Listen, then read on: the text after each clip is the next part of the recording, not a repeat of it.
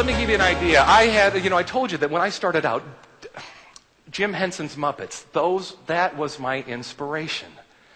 And I will tell you that I got the chance at age 24 to meet Jim Henson. He's not with us any longer. But I'm glad I took that opportunity rather than just move on and get out of the city an extra day early. I decided I want to stick around to meet Jim. And when I did, I only had 15 minutes with him, but I had to ask, Jim, what was it? Excuse me, I said Mr. Henson. Mr. Henson, what is it about your Muppets that just make them so different? Why do I buy into each one of your characters? And he said, it's really simple. He said, what I do is I create a new puppet, some kind of new doll, as they call it in the industry, and I find a puppeteer and I give it to that puppeteer and I say, go into the studio all week long, just you and that puppet. And then I give them this one thing, this one message, this one challenge. All I want you to do for that whole week is find every little thing that puppet can do. Now, if you've ever had a puppet on your hand, you know they're pretty limited. They really are. Your arm is pretty stiff. Your wrist can only bend so many ways in your hand. Depending on how the way the head is made, you can barely get a personality out of a puppet.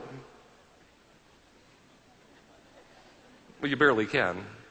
But what he said is find every little thing you can do. Sometimes with a finger, you can push behind the eye, and you get a little kind of a twinkle in that eye. You can sometimes get your fingers around and push down and pull up and make it smile. You don't know what you can do until you figure out everything it can do.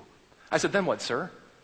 He said, then I bring those puppeteers back into the studio with me this time, and I say, show me every little thing that this puppet can do. And after they show me every little thing it can do, he says, now make the most out of what it can do, and the things it can't do will disappear.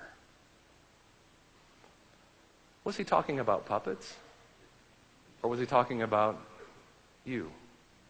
And was he talking about me? We always think about the things we can't do because of these reasons, or these disabilities I have, emotionally or physically, because of the financial things that I have going against me, because of the spouse I have, or the children I have. There's always a reason sometimes we think is blocking us from achieving the dream. And Jim Henson said it eloquently with a simple puppet. Find what it can do, what you can do, and the things you can't do will disappear. That's cool stuff.